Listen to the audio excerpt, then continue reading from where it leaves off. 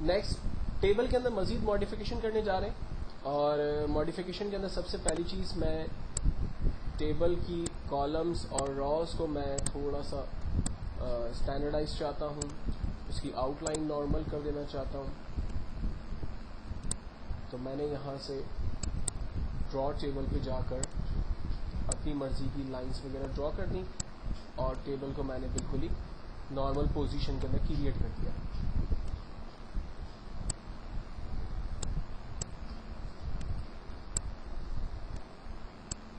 Like میں نے تمام اس کی راز اور کالمز کو نارمل کر دیا. اب امپورٹنٹ یہ ہے کہ اگر کسی بھی کالم کی سائز کو بڑا یا چھوٹا کرنا ہو تو کیسے کیا جائے گا. فار ایگزامپل نیم کے اندر اگر ایک اسٹوڈنٹ کا نام ہے محمد وسیم، تو اس کا نام اس کالم کے اندر ٹھیک سے نہیں آ پا رہا ہے، تو ہم کالم کی سائز کو کیسے ایڈجسٹ کریں گے تاکہ یہ نام صحیح سے اس میں آ جائے. تو ہم لوگ ان تمام کالم میں جہاں اسپیسز کی نیڈ نہیں ہے ان اسپیسز کو اس نیم کو دے دیں گے.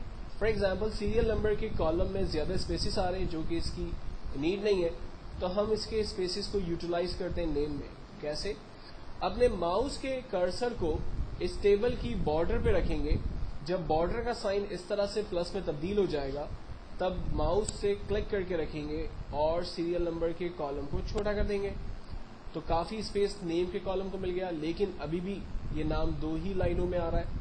تو ہم باقی اسپیسز سبجیکٹ نمبر میں سے لے لیتے ہیں. لائک سائنس کے کالم کو میں نے چھوٹا کر دیا، میں میتھ کے کالم کو چھوٹا کر دیتا ہوں، اور میں انگلش کے کالم کو بھی چھوٹا کر دیتا ہوں.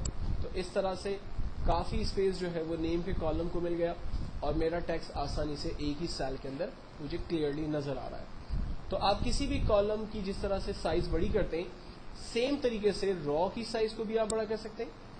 آپ جس بھی را کی سائز کو بڑا کرنا چاہیں اور کم کرنا چاہیں تو ان اسپیسز کو آپ کم بھی کر سکتے ہیں.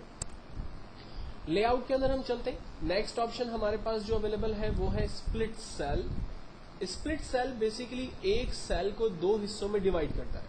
فار ایگزامپل میں نے یہاں ایک مارک شیٹ کے حوالے سے ایک لے آؤٹ ڈیزائن کیا ہے. تو میں یہاں پر جب اسٹوڈنٹ کا ٹوٹل نکالوں گا تو ساتھ ہی ساتھ میں یہ بھی بتانا چاہتا ہوں کہ اس اسٹوڈنٹ نے ٹوٹل نمبر 300 میں سے حاصل کیے. تو مجھے اس ٹوٹل کے سیل کے 2 حصے کرنے، تو میں یہاں سے اسپلٹ سیل کی کمانڈ کا استعمال کرتا ہوں. کہتا ہے کہ نمبر آف کالمز، اس سیل کو کتنے حصے میں ڈیوائڈ کر دوں. ہم نے کہا آپ اس کالم کو سیل کو 2 حصوں میں ڈیوائڈ کریں، 2 کالم سے ڈیوائڈ کریں.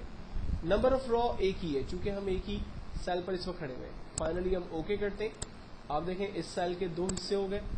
ایک جگہ پر میں نے لکھ دیا 300، اور 300 میں سے اسٹوڈنٹ نے جو بھی ٹوٹل لیے ہوں گے اس کا ہم بعد میں ٹوٹل نکالنے کا طریقہ دیکھیں گے.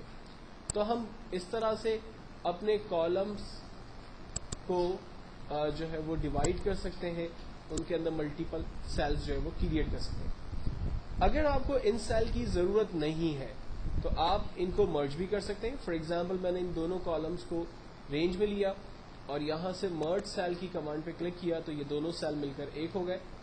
سملرلی نیچے جو 2 کالم آ رہے ہیں ان کو بھی میں نے مرج کر دیا. یہ دیکھیں دونوں کالمز ایک ہو گئے. باری باری ہم ان کو اس طرح سے مرج کر سکتے ہیں. نیکسٹ کمانڈ ہے ہمارے پاس split cell. Split cell actually table کو بریک کرتا ہے. فار ایگزامپل میں چاہتا ہوں کہ ریکارڈ نمبر 2 کے بعد جتنے بھی ریکارڈز ہیں وہ تمام علیحدہ ٹیبل میں آئیں. تو اس کے لیے ہم یہاں سے اسپلٹ ٹیبل کی کمانڈ کا استعمال کرتے ہیں. آپ دیکھیں ریکارڈ نمبر 2 کے بعد جتنے بھی ریکارڈز ہیں وہ علیحدہ ٹیبل میں آ رہے ہیں، جبکہ اوپر سیریل نمبر اور نمبر 1 کا جو ریکارڈ ہے وہ علیحدہ ٹیبل میں آ رہا ہے. ان کو مرج کرنا ہو تو کی بورڈ سے ہم ڈیلیٹ کا بٹن دباتے ہیں، یہ ٹیبل دونوں آپس میں مرج ہو جاتے ہیں. چونکہ ہم یہ سارا کام ٹیبل سے ریلیٹ کر رہے ہیں اس لیے ٹیبل میں ہمارے کرسر کا ہونا ضروری ہے، تو ہی ہمارے پاس ڈیزائن اور لے آؤٹ کے آپشنز کام کرتے ہوئے نظر آئیں گے. اگر ہمارا کرسر اس ٹیبل سے باہر نکل جائے گا تو آپ دیکھیں یہاں پر ٹیبل سے ریلیٹ جو پراپرٹی آپشنز ہیں وہ بھی ہمیں نظر نہیں آ رہے. تو ہم دوبارہ ٹیبل کے آپشن کے اندر جا رہے ہیں اور اب ہم ٹیبل کی ٹیکسٹ الائنمنٹ کے ساتھ کچھ کام کرنے کی کوشش کر رہے ہیں. لائک مجھے ٹیکسٹ کی الائنمنٹ کو ٹاپ پر رکھنا ہے، مجھے سینٹرلائز کرنا ہے، رائٹ الائن کرنا ہے، باٹم سینٹر سے مجھے जो है वो मिड में रखना है, अलाइनमेंट क्या होगी, यहाँ पर 9 डिफरेंट वेराइटीज अवेलेबल है, हमारा टेक्स्ट किस तरफ और किस तरह से नजर आएगा हम यहाँ पर उसको डिफाइन करेंगे। जबकि टेक्स्ट डायरेक्शन की मदद से हम अपने टेक्स्ट की डायरेक्शंस को 3 डिफरेंट एंगल्स में उसको डिवाइड कर सकते हैं, जबकि नॉर्मल भी हम इसी तरह से इसको करेंगे। नॉर्मल करने के बाद भी अब देखें कॉलम की साइज बहुत ज्यादा बड़ी आ रही है, तो हम इसकी साइज को अपनी मर्जी से एडजस्ट कर सकते हैं। जबकि सेल मार्जिन की मदद लेकर हम किसी भी कॉलम के स्पेसेस को कम और ज्यादा कर सकते हैं। लास्ट में हमारे पास डाटा का एक टूल मौजूद है जिसकी मदद लेते हुए हम अपने रिकॉर्ड को सॉर्ट कर सकते हैं, लाइक अल्फाबेटिकल ऑर्डर में रख सकते हैं। मैं यहां पर कुछ रिकॉर्ड और ऐड कर देता हूं। Record number 4 for example Bashir, English math science के नंबर दे दिए हमने। Record number 5 Salim, record number 6 Ahmad.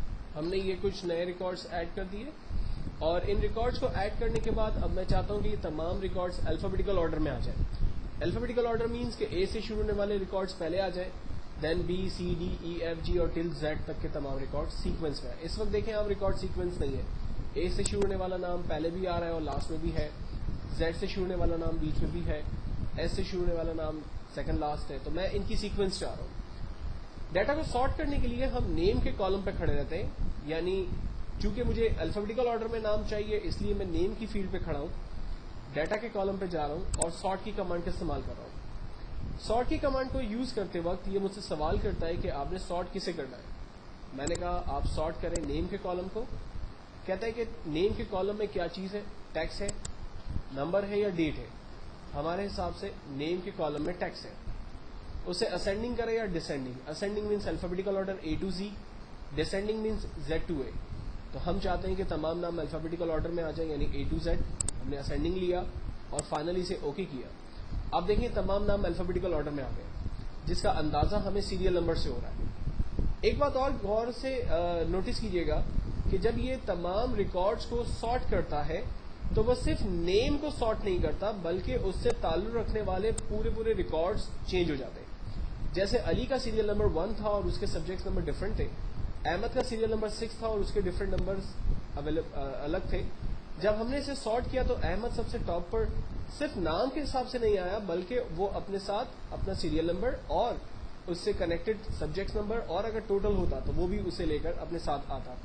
तो इसका मतलब यह है कि जब आप सॉर्ट करते हैं तो इस बात का फिक्र ना करें कि सिर्फ नेम जो है वो सॉर्ट होंगे, बल्कि आप ये मेक श्योर कर लें कि उसके साथ जितना भी डाटा है वो भी खुद ब खुद उसके साथ सॉर्ट हो जाएगा। देन उसके बाद हमारे पास कमांड है convert to text. Convert to text एक ऐसी कमांड है जिसमें आपका टेबल यहां से खत्म हो जाएगा और तमाम टेक्स्ट जो है वो नॉर्मली शक्ल में हमें नजर आएगा। इसके लिए हम टैब के ऑप्शन को सेलेक्ट करते हुए ओके करते हैं। आप देखें हमारा टेबल यहां पर डिलीट हो गया और हमारा टेक्स्ट हमें एक प्रॉपर सूरत में नजर आ रहा है। लेकिन आमतौर पे इसकी जरूरत आपको उस वक्त होगी कि जब आपको टेबल की जरूरत नहीं है और आपको टेक्स्ट बेस आपको डाटा चाहिए। अगर आप इसको दोबारा ठीक करना चाहते हैं तो अंडू करें, यानी कंट्रोल Z और 1 स्टेप बैक करके आप अपनी कमांड को दोबारा असल ऑर्डर में ले आइए। लेआउट के अंदर डाटा में चलते हैं और लास्ट ऑप्शन हम डिस्कस कर रहे हैं फार्मूला। फार्मूला की कमांड की मदद लेते हुए हम बेसिकली टोटल निकाल सकते हैं।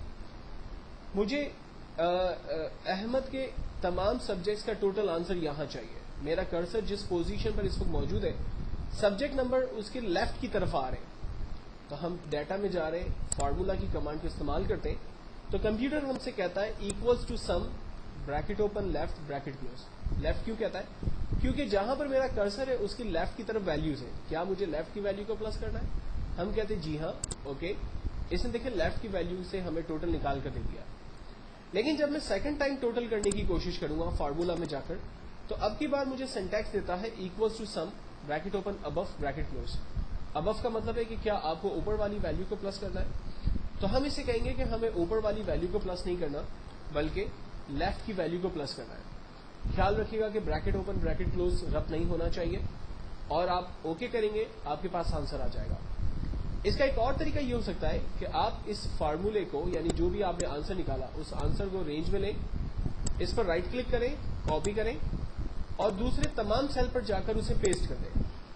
آلدو کہ آپ کے پاس جو آنسر آ رہا ہوگا وہ کاپی پیسٹ والا یعنی 244 ہر ایک کا سیم آ رہا ہوگا, کوئی پرواہ نہیں ہے.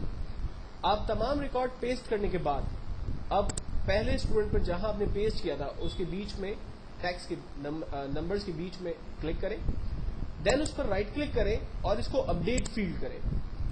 دین اسی طرح سے باقی تمام نمبرز پر بھی رائٹ کلک کر کے اپڈیٹ فیلڈ کریں. یہ بتانے کا میرا مقصد یہ ہے کہ فار ایگزامپل آپ نے یہاں پر اس وقت اسٹوڈنٹ کو نمبر دیے ہیں تو اس کا ٹوٹل آنسر آ رہا ہے 188, لیکن مثال کے طور پر اگر آپ اس کے نمبرز چینج کرتے ہیں تو آپ دیکھیں ٹوٹل آنسر تو اپڈیٹ نہیں ہوا. تو ٹوٹل آنسر کب اپڈیٹ ہوگا؟ جب آپ ٹوٹل کی فیگر پر رائٹ کلک کریں گے اور اسے اپڈیٹ فیلڈ کریں گے تو آٹومیٹکلی آنسر کمپیوٹر اپنے آپ کو اپڈیٹ کر لے گا. تو اس کمانڈ کو بھی جاننا ہمارے لیے ضروری ہے کہ جب ہم فیگرز یعنی نمبرز کو کم اور زیادہ کرتے ہیں تو کمپیوٹر ایکچوئل میں آٹومیٹکلی اپنے آنسر کو چینج نہیں کرتا بلکہ اسے ہمیں اپڈیٹ کروانا پڑتا ہے.